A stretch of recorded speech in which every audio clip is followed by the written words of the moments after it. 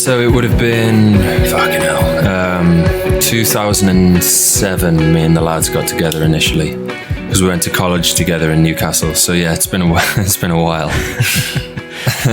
How differently do you view the world now compared to back in 2007? I mean, it depends on what sense. Like musically, the way the world is, I don't know, politically and all of this. I mean, should we start with music? Let's start with music, yeah. Yeah, right, let's start with music. When me and the lads first got together and we were writing tunes, and I was kind of, I'd even released before that, because I've been writing songs, I'm 31 and I've been writing songs since I was about 13. So even for a few years before me and the lads kind of made the band proper, I was, you know, just releasing stuff on MySpace under the moniker of Demob Happy, just as like little bits and bobs that I was writing. And I think, but then because I'd always written tunes and things like that, and then me and the lads started jamming together and had this great connection. And we shared a similar mindset that there was no real, I don't know, like rock and roll soul in a lot of the music that we were hearing. And I think that was what bonded us really initially, with this kind of love of 60s and 70s rock that we felt just wasn't around and that people hadn't, I don't know. I mean, the state of, I mean, I was reviewing the top songs of, like, when I say reviewing, I mean just listening to the top songs of like the last decade. And in my opinion, like, popular music has just gotten so shit in the last 10 years beyond even, you know, even that's the thing, even when we were growing up, it was like, oh, right, some of this is a bit crap or a bit naff. But in comparison now, some of the stuff that was in the charts when we started the band in 2007 was just of such a higher quality than what there is now. It kind of, I don't know where we're even at as a band, because when we initially came together, we were kind of reacting against that, what we saw as fairly vapid kind of pop music that we thought, hang on, people deserve better than this. And also the rock music was a bit shit. And it was like, you know, you had metal bands and I don't know, it didn't feel like there was much blues or soul in any of it. And, you know, me and the lads growing up on, you know, I love 10cc and Supertramp and the Beatles and Zeppelin and Baz loves Zeppelin and Pink Floyd and all of these bands. And then collectively, when we were, you know, getting older in our teens, we started to love things like the Strokes and Kings of Leon, Queens of Stone Age and White Stripes and things. And all of those bands had a feeling to them that was a bit more real and a bit more authentic. And yet when we were playing shows and we were playing around Newcastle, there just wasn't, it didn't feel like there was any of that, you know? So we wanted to bring our own little slice of that and a little bit of a slice of our own, I don't know, proggy little pie that we were trying to create. And in reaction to a lot of what we felt was just kind of crap music. But it's just gotten so much worse that I don't even feel like it's almost not even, you know, at the time it felt like you could maybe tease the peripherals of the charts with something like what we do and it would have some sort of cultural significance. But it's just gotten so shit that I just don't even know where the comparisons lie anymore, you know? It's like, what is it even? I don't know. Do you know what I'm trying to say? That it's kind of... Yeah. Are you kind of referencing bands as opposed to artists, though? Well, the thing was, like, when in 2007 and 2008 and that sort of thing, there were still bands topping the charts. You know, there was still band-led music that was popular. Obviously, you had your like massive pop acts, Beyonce and whatever. But I suppose I mean, yeah, more band-based stuff was up there, and I think we just felt like the stuff that was up there just wasn't good enough. But now the point I'm making is that it barely even, I would take what we deemed to be crap in 2007, I would take that over what is in the charts now. Do you know what I mean? But I think there's more space now for interesting acts. Like if you think about someone like Kendrick or Kanye and what they're kind of doing. Yeah, I mean, yeah, you're probably right. I suppose what I'm looking at it through the lens of just an overall, I don't know, band thing, or just a kind of general, maybe I should clarify, more focus on the band, the maybe I'll get into myself into trouble here if I start naming names, but like, maybe more bands. I think, you know, R&B and stuff has always kind of existed in its own world, and it's not really that sort of stuff I'm talking about. You know, I'm meaning more like when you want a good rock and roll song, the rock and roll songs just aren't there anymore, you know, unless you listen to Demob Happy.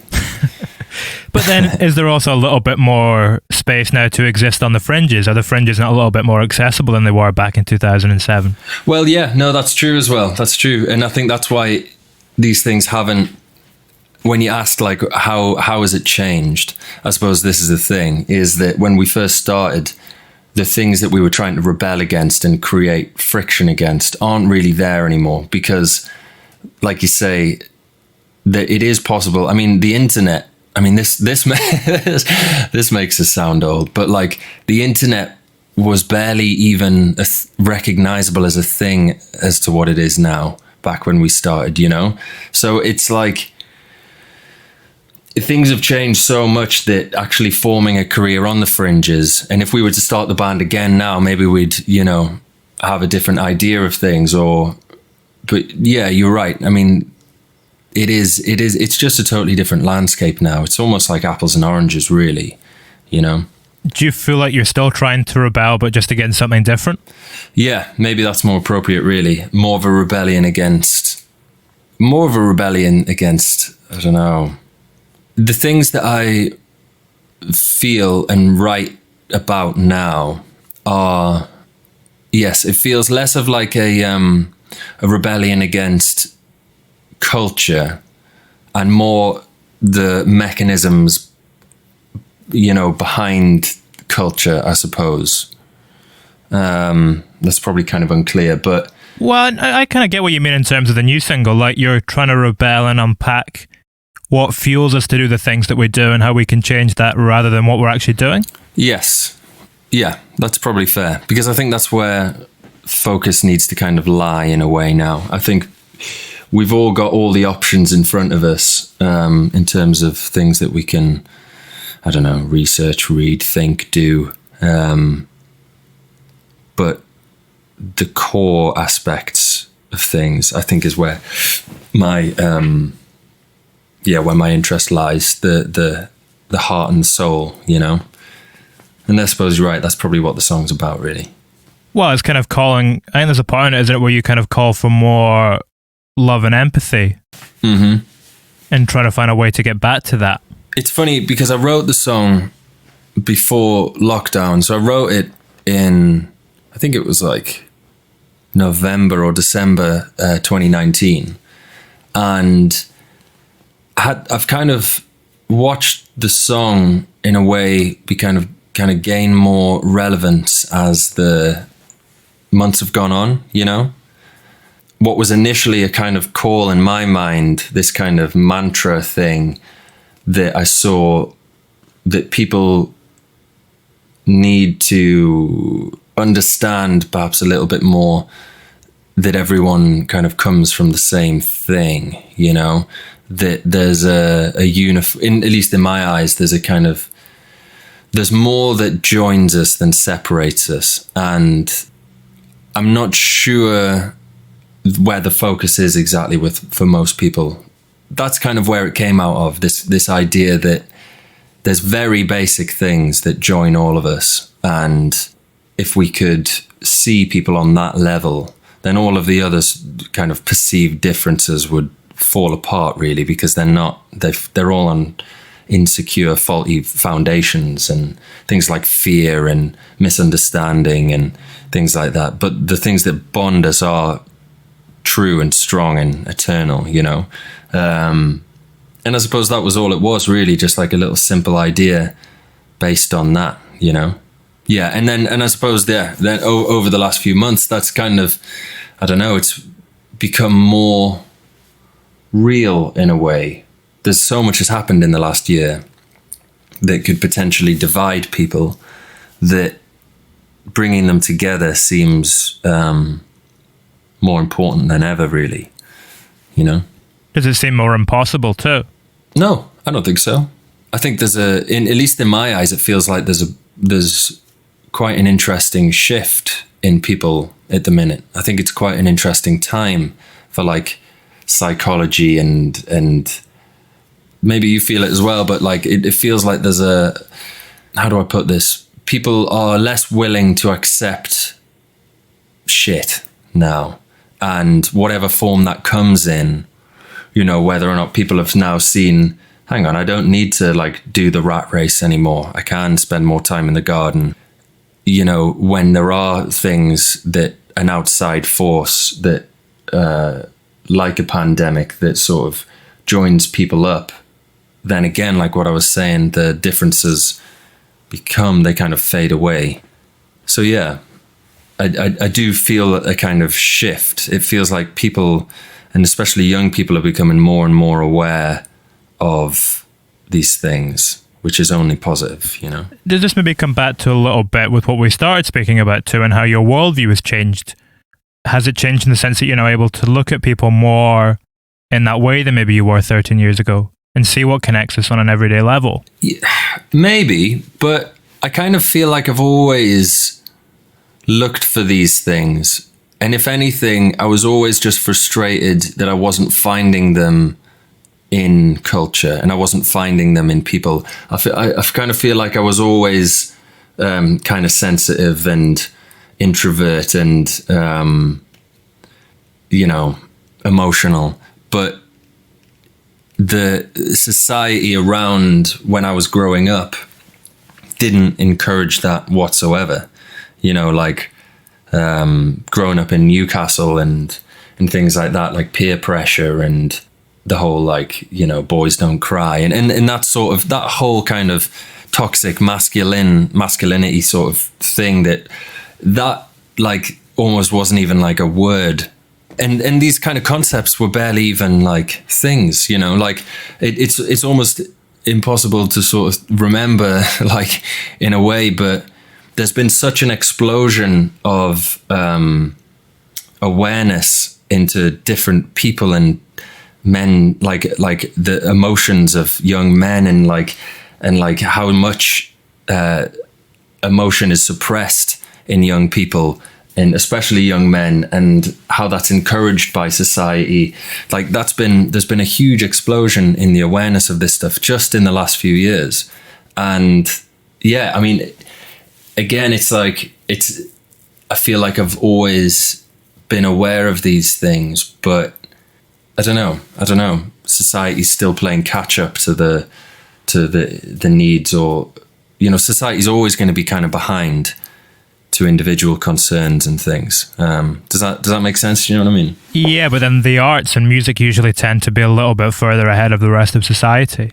Or they're usually paving the way in a progressive manner. Yeah, exactly. I mean, that's why the arts are so important, and why, you know, like the current situation is just completely horrendous.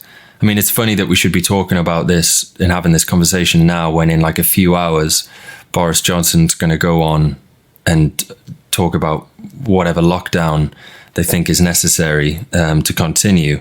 And it's like, it's kind of holding my immediate future and the immediate future of thousands and thousands of artists in the balance, really, because if this, you know, I don't know if these lockdowns continue and then they continue until the middle of August or something, you know, who knows what's going to happen to festivals that I'm playing, like Reading and Leeds. It's such an unsure time. It's really not okay that the arts are continually at the bottom of the pile. I mean, I know I'm not the first person to say this, but like, you know, it doesn't make any sense that you can have thousands and thousands and thousands of people in football stadiums, yet people can't like go to gigs. I mean, it doesn't make any sense. But the arts, yes, are extremely important. And yeah, I mean, maybe I think I've probably been writing around this sort of subject, maybe not so much in my earlier work, but for a long time. And you're right, the arts are the kind of like vanguard of that, aren't they? The the pioneers to try and help society sort of push it along. To cut a long answer short here, what the thing is that the focus, I think, in the early days of Demob, the focus was just on a slightly different place. And yes, the focus has moved and evolved like it should. And I think in the early days, in our teenage days, it was like a rebellion against a culture, a musical culture that we saw as like boring and stifled and with no soul or heart or anything like that. But yeah, that's evolved. I mean, there's still a bit of that, but there's also a lot of other stuff as well now, you know? So maybe that's the short answer. It's interesting to think about what you were saying there as well, that you feel like you've been circling around these topics when it comes to mental health and men being able to express themselves for a while. Because it brings my mind to the quote that you put on, I think it was the inside of Holy Doom, about depression. It's like a woman in black. Yeah, that's a beautiful quote, that.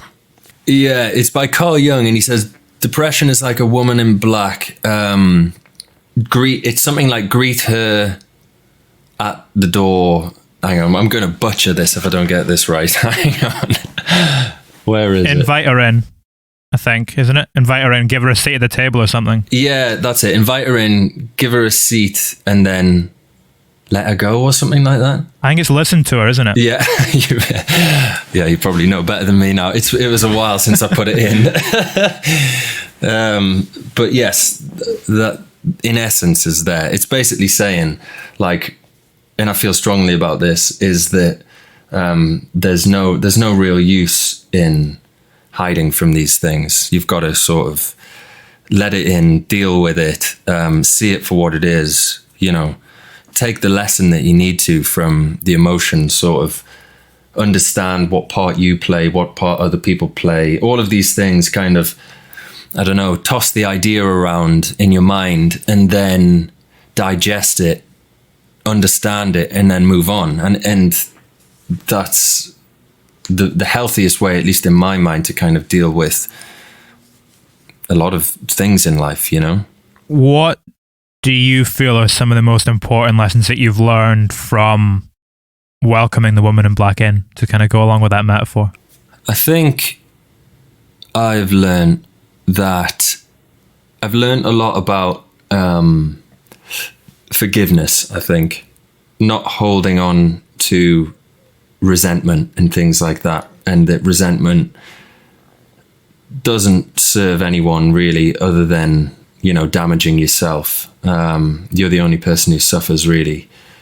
Yeah, there's been occasions in my life where I think I've felt wronged and things like that, and where I've put a lot of time into relationships and feel like that hasn't really been honored and hasn't been put back into me. And yeah, I think the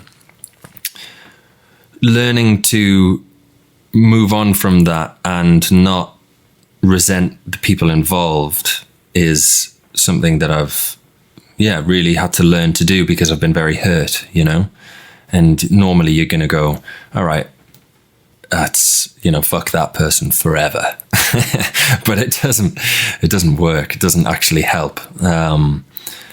So being able to move on from those things, and forgive, and, you know, laugh about it in the end is the healthiest thing you can do. I think that's, yeah. Does that translate to other aspects of your life as well? Does that then make it easier to maybe move past things that you would have viewed as like missed opportunities or something? Yeah, probably. I mean, yeah, I should imagine so. I try not to hold on to things. I mean, you can go insane trying, you know, thinking about every little opportunity that could or wasn't, and could have been or wasn't. And I don't think it, again, I don't think it really serves you to dwell on those things, because each person's path and, you know, is their own, and each person's kind of journey through learning of themselves and their emotions and becoming and hopefully bettering themselves is their own. And if you start to think about too much about things that could have been, I think it maybe calls into question the current. But if you're happy with where you are right now, and you think you're on a positive path where you are, then you would never have gotten to that place. It's like coming out of a really bad relationship, and you think, while you're going through the breakup, it seems like the worst thing in the world. But then once you're able to digest that and say, you may say, oh, I wish this had never happened. But once you've passed that and you learn the lessons, and you grow, you can start to feel good about it, and you start to understand it. And I think that's true of a career of a band as well as it is a relationship, because there's probably things I might think I would do again differently, but I'm not really at the place where I'd want to change anything, because if I'm happy with the music I'm writing now, which I am, then I would never have gotten here if I hadn't done all that, Loss always becomes growth. Absolutely, yeah. As you move down that path and you become a better person, are there certain attributes that you acquire as a person that then make you a better songwriter in turn? Yeah, maybe. Don't ask me to identify what that might be in me, though, because I don't really honestly know. I mean, I don't. The thing is, for me and my songwriting, what I always love, what always excites me initially about an idea more than anything else is the chords and the melody. And that's what I write first. I'll write usually a chord sequence that I think, oh, that's interesting. I've kind of never really heard something like that before, or, whatever you find interesting about chord sequences. And then I'll write a melody over the top. And I actually find that my best lyrics actually come at this point where I'll improvise a melody over the top of the chords as I play them round. And I have quite a good, a fairly well-earned kind of ingrained sense of whether or not a melody is crap or not pretty quickly. I kind of know, I'm like, yeah, that's worth pursuing, or within the first second of me writing it, I'll go, nah, that's crap. And I've gotten so good at this now where my output of what I at least deem to be good melodies is quite high, because I kind of know when they're shit, like really quick. It's like a sixth sense. Yeah, I suppose so. Yeah, and it's just that's just earned from, I've been writing music for 18 years now, so you'd expect me to have something like that. Well, what's going on there though? Is there like a pattern between the ideas early on that allows you to realize that path isn't worth following? What is it that you're kind of spotting? Yeah, that's kind of it. Really, it is like that. Is you're right? It's a path. It's a kind of maybe retreading old ground, or I don't know. I have a technique where I'll always try and find an interesting note to start the melody on, and if it feels like that note has some edge or something interesting about it, then I'll maybe go from there, or I'll try and find notes in the chord which are unusual, or whatever really, or like a phrasing which is quite nice or something, and it doesn't feel like I've done it before, or it feels like it's I don't really know. I mean, I don't honestly know what that exact thing would be, but it's my taste, I guess.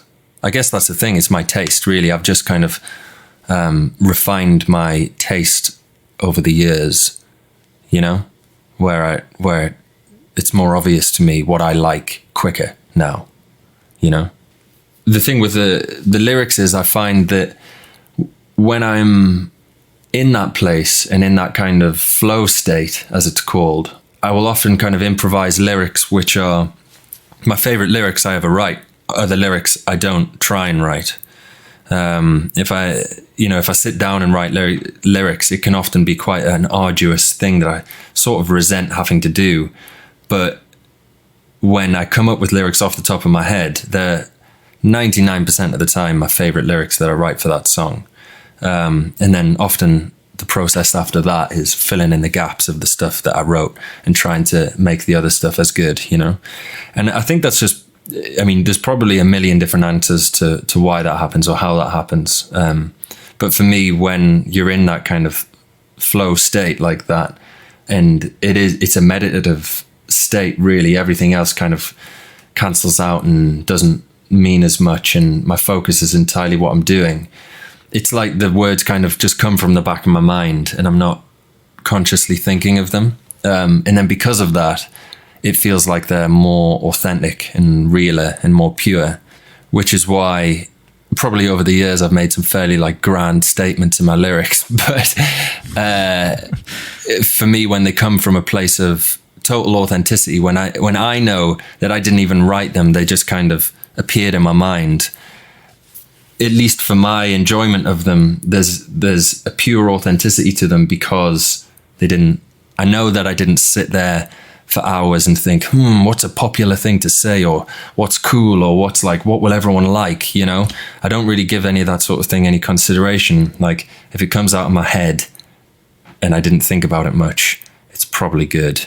It's probably tapping into things that you've thought a lot about before, though. Like what we were just saying about Sympathy Boy, and how you kind of been turning the subject of that around in your head for quite a while and thinking it through. And then when you're in that space, it's almost tapping into that and it's coming out in a different form. Yes, I think you're absolutely right. That's a nice way of putting it, really. That when you spend a lot of time thinking and reading, or, you know, as I do, on different things, and you are kind of, gestating these ideas in your brain. Yeah, you're probably right that it is going to come out in. I think the mind has a beautiful way of kind of ordering and not diluting. The opposite of diluting. Increasing the concentration. Yeah, there's a nice word for that, though, isn't there? Distilling. That's it. Kind of distilling those ideas into beautiful little nuggets. And that's what I like. And then that's the thing, when you're gifted with one of those profound, beautiful little nuggets, you'd be mad to kind of go, nah, I'm not going to use that, you know? So again, to cut a long answer short, the initial question was, do you think this has kind of changed the songwriting at all? And I would say yes, in the sense that these little nuggets that come through reflect what I'm thinking about at the time more, and that's changed across the years, you know, as I've become more comfortable with me and who I am, and more comfortable to share more with people, then my lyrics have become more open and emotional, and that's far more true on this new album than it's ever been on anything we've done in the past. Whereas I used to wrap things up in kind of, which is quite fun in itself, but I used to wrap it up in my lyrics up in like 3 or 4 layers of meaning, so that I could kind of hide behind a wall of interpretability, you know, where someone would say, oh, is that what that's about? And I could say, oh no, it's not about that. You kind of, and kind of constantly hide from the truth of what I was trying to say, which is, like I say, is kind of fun. But I'm more interested now in finding very direct ways to say universal, quite simple truths, but in beautiful, kind of poetic, interesting ways that get stuck in people's heads, you know? That idea of being more comfortable in yourself too, does that also carry into the way that you use your voice? Because in the last few singles that you've done, you're kind of stretching it in a lot of different directions, more so than in the past. Yeah, I reckon it probably does. And if you heard the new album and the rest of it as well, I'm doing a lot more with my voice. I've kind of always, you know, when I was first starting to sing, and even I listened back to, say, Dream Soda, our first album, I get that feeling of like, oh, I wasn't really sure what my voice was, what I was trying to do. You know, I wasn't as well trained as I am now. I kind of hadn't put the years in, all the touring, and I didn't know how to use my voice. And I hear that immaturity in my voice when I listen back to those things. And I think that's true of a lot of singers, really. There has been a process of, over the years, just me learning more and more what my things actually sit in my throat and in my kind of range. Whereas before I was probably fairly guilty of trying to ape where other people might sing or something, but I've kind of, and also I guess because like, you know, top lines, melody writing, pop singers and stuff, they always sing high because it sounds best on radio or whatever. Whereas naturally, I've got quite a low voice. I've got my range when I go up into my falsetto is fairly decent, and the top end of my kind of chest voice, I don't know if this is interesting, but like is kind of like a G sharp A on a good day. And I think on this new album, and you can probably hear it on Sympathy Boy, I'm just more confident with singing a bit lower now, whereas I was never that confident of my kind of chesty voice, my lower kind of register, and it feels cooler and sexier to me to be singing down there now, whereas I used to sing up kind of higher in a more strained way because I just didn't like how it sounded lower down. Yeah, it probably is evolving. I guess I'm older as well. I'm 31 now. These things happen.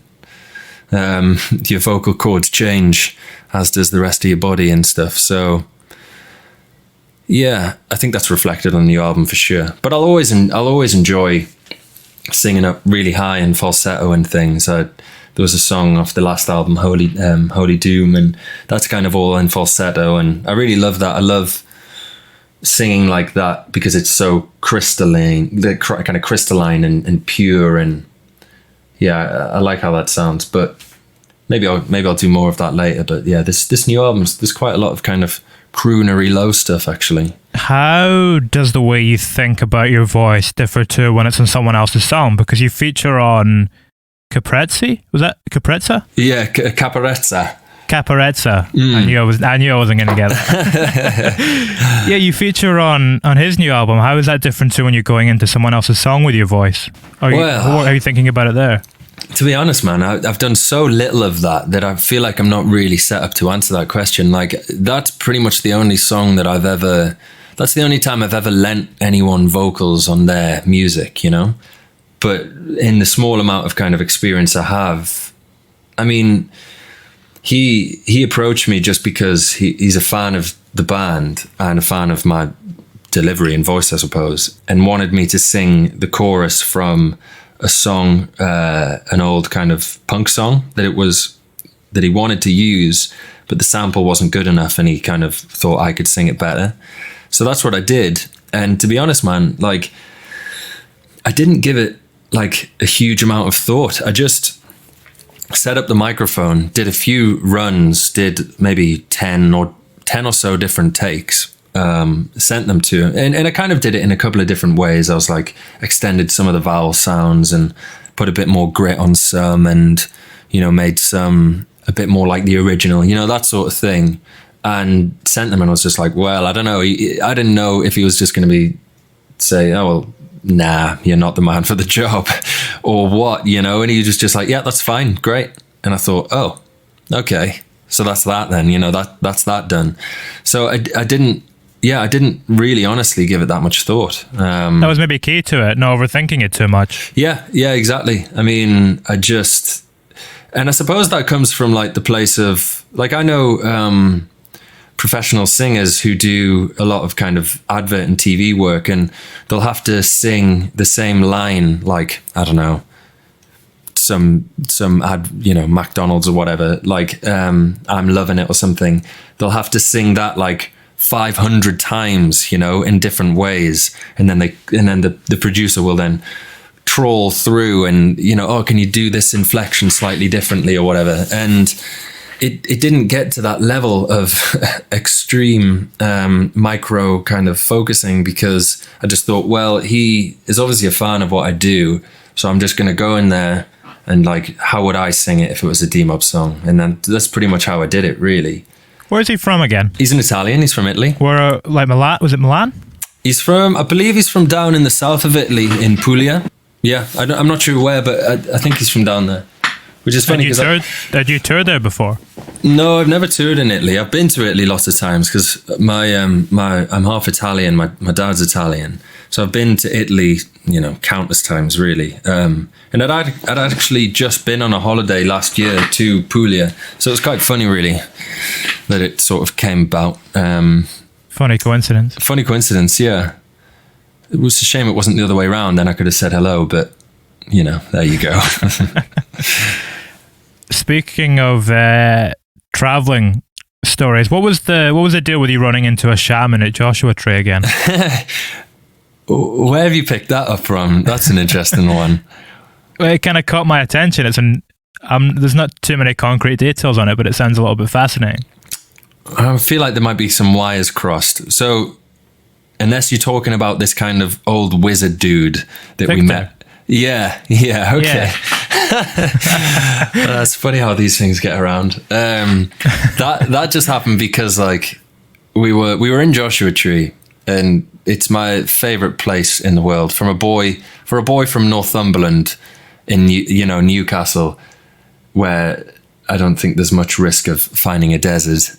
Like, I don't know, I just had this most amazing connection with being out in the desert. So it's a really beautiful place. And we were out there, I can't remember what, it was the start of the first US tour we did. And we decided, the lads had never been to Joshua Tree. So I was like, let's start there and I'll show you around because you'll love it. And they did. And we were in this little bar called Pappy and Harriet's. I actually bumped into a girl who I'd met at Desert Days Festival, which is a festival that takes place near Joshua Tree in 2017. And I bumped into her. She just said, you should go up the hill and meet this guy, this old wizard dude. And so me and the lads thought, well, absolutely, So we went and found him.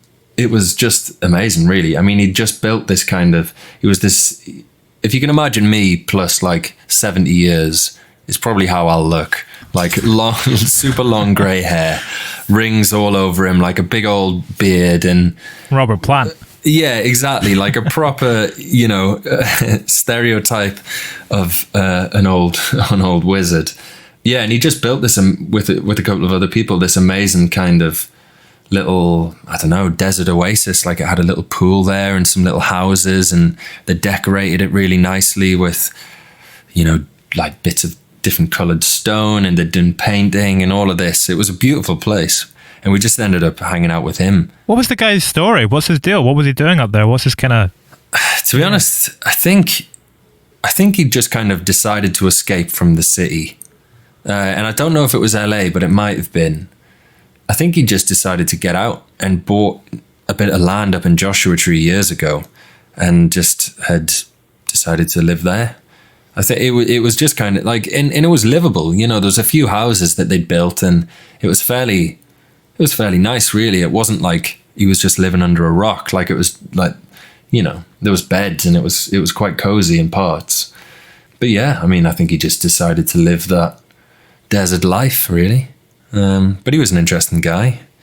It was just surreal, man, to be honest, because, jet lag times by, we had already been at the bar anyway, having a few drinks. I'd already had like a few tequilas by then, because the tequila in Pappy and Harriet's, that bar, is just, they serve it. You might get it in 25 milliliter measures here, but it's like a half a glass when you buy it there. It's just, it's insane. So, and we'd eaten lunch, and yeah, so it was a totally surreal kind of odd moment, really, being up on this mountain with this random guy in the desert. But it was very fun. This idea of a mountain is kind of bringing to mind, Close Encounters with a hill at the end of that. Yeah. Because you kind of used that a little bit on a poster once, didn't you? Yeah, I did actually. Yeah, good. Deep cut there. That was a long time ago. I love that poster, actually. I actually got that off the front of an old UFO book. And so it wasn't directly related to Close Encounters, but it was, I think, based around the same idea sort of thing. This idea that there was this kind of rock that of that shape. I might be getting my wires crossed, but I feel like Close Encounters borrowed from a kind of story of this kind of monument rock thing where aliens are meant to have come down to. And I think there were, I can't remember exactly, but there is something like that in America, I'm pretty sure. Yeah, I forget what it's called. It's got an odd formation about it, and it's almost like they built it. Yeah, exactly. Which is contact. That's the thing, which is what happens in Close Encounters as well. He builds it out potato. Well, at least the mini version, anyway. How would you describe the influence of cinema on your music? Because this new single too, the start of that is very kind of spacey, kind of Blade Runner type sci-fi stuff. Mm-hmm. Quite a lot, to be honest. I mean, because, I do the artwork in the band as well. And so there's always this kind of, I don't want to use the word synergy. That feels like a horrible word to use. There's a through line between everything. And so it all kind of adds up, at least in my mind, and makes sense. But yeah, it's probably quite evocative of a lot of sci-fi. I mean, I love sci-fi.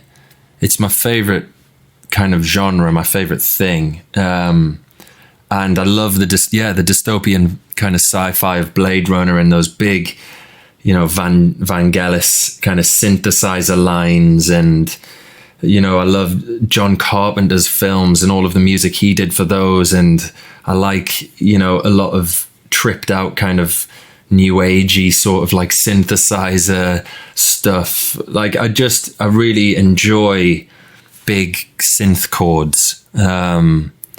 And I suppose there's probably quite a fair bit of that on the new album, really. Like, I guess in the last few years since writing Holy Doom, that's been one of the main things I've been exploring, really, is that. But also, I mean, have you heard of Sébastien Tellier? Yeah, but I don't know why. I'd check him out. He's this French artist, and one of his albums, it's I know the songs. It's got like Luck and Divine on. I think it's called. Is it Sexual Sportswear? Or is that one of the songs? Hang on, let me find it here, so I can. I have a feeling Alex Turner maybe spoke about him in an interview. That's really? I might have checked him out from. Well, Sébastien Tellier has an album, and it is one of my favorite albums, despite not being that. Yeah, it's called Sexuality. That's it, and that came out in 2008. And I actually discovered him through one of my other favorite things in the world, which is the Eurovision, which he actually did the French entry for with one of his songs off that album. And I was like, wow, that's absolutely amazing. And that album is kind of full of like really beautiful old vintage synthesizers and these kind of synth chords. And because I'm a piano player originally, really, before I only started playing bass because we needed a bass player in Demob, because I'm otherwise a piano player. I find a beautiful satisfaction in finding new kind of evocative chord sequences and things like that, which feel, I don't know, which triggers something in me that, has this kind of bittersweet feeling, and his music is full of that. So I was probably trying to write some sort of Sébastien Tellier-esque sort of synth line, and which is how I came up with Sympathy Boy, because normally I'm or something, or something kind of Blade Runner-y or something like that, because I love what that evokes in my mind, With what you were saying there about exploring, you're producing this single, the new album too. Has that changed the way in which you explore? Yeah, I suppose it has, really, because it's changed the way that I make stuff, in that I never tried to make the demos kind of totally finished versions of what I wanted them to be. It was always, okay, I'll get this kind of halfway there, and then we'll put it over the line in the studio. But I actually found that ultimately really quite unsatisfactory, because although the demos were half finished, in my mind, I knew what the other 50% was, and I didn't understand why other people couldn't also hear that. So it took me a while to realize that not everyone is inside my brain, which is a kind of obvious thing to think. But when you're making music, I just, the way I would produce stuff, or in the early days, I would maybe just think, oh, right, the drum beat wants to do this pattern, but I won't think too much about how the drums sound. But in my mind, I was projecting, I was kind of thinking, yeah, but everyone else knows what it should sound like, therefore I don't need to project, or I didn't even consciously think about it that much. I just thought, yeah, everyone's on the same wavelength. This demo is obviously 50% there, but you know what the other 50% should be. And then I found it unsatisfying time and time again working with producers, because I discovered that they didn't know what that other 50% was. We'd go in the studio and then it would come out and I'd be like, hang on, that doesn't sound right.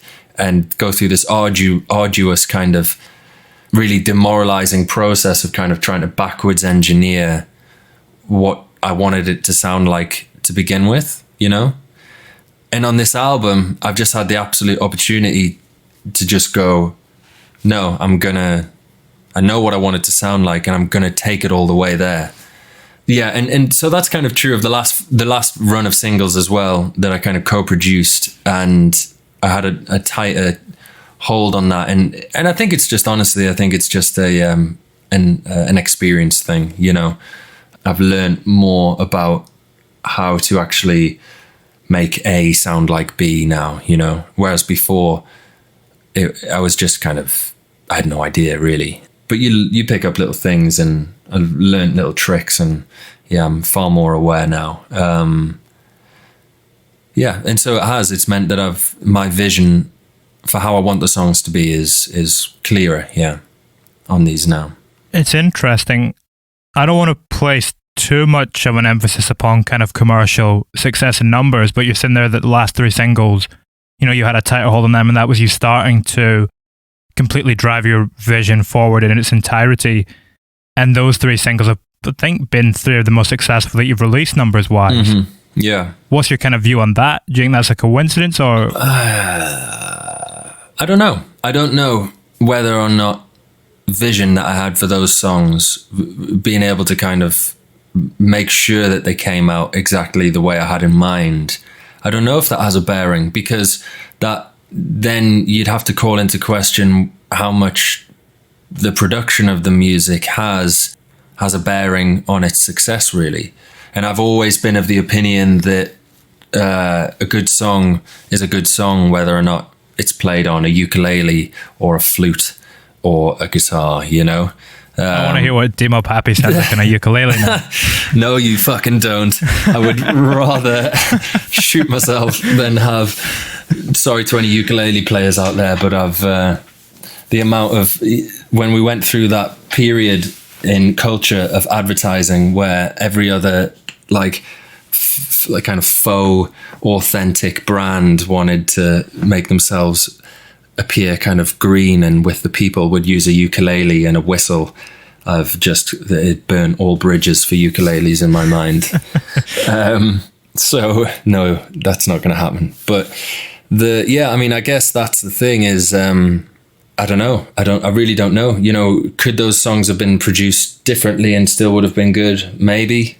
Is there like that kind of je ne sais quoi sort of relationship, that kind of untouchable, unknowable thing about the relationship between when a good song is just produced right and also is a good song, you know, you get that beautiful moment, and then that's what makes stuff kind of timeless. I mean, I'm not claiming to have written any timeless music, but you know what I mean, that kind of when the stars align, you know, because I don't know, I mean, you could listen to loads of Beatles stuff and say if it wasn't produced like that, I mean, they could have just been absolute non-events. So I don't know is the answer to that question. Maybe not. Timing plays such a big role too, though.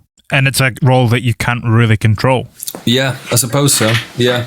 I don't know. I've never been that bothered about like playing into other people's... I've often thought like if we become some sort of smash success, it'll not be because we've changed, but we're just... the world kind of got on board with what we were doing, you know? Because I don't have any ambition to suit other people really, and the moving trends, you know.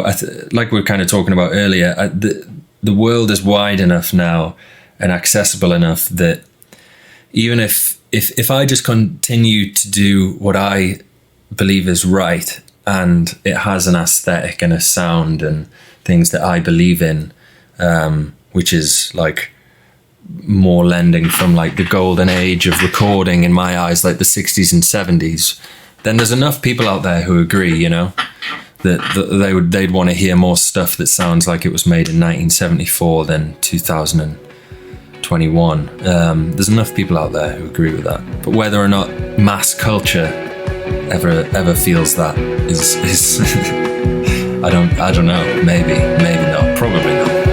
But maybe. Time will tell. Time will tell, yeah.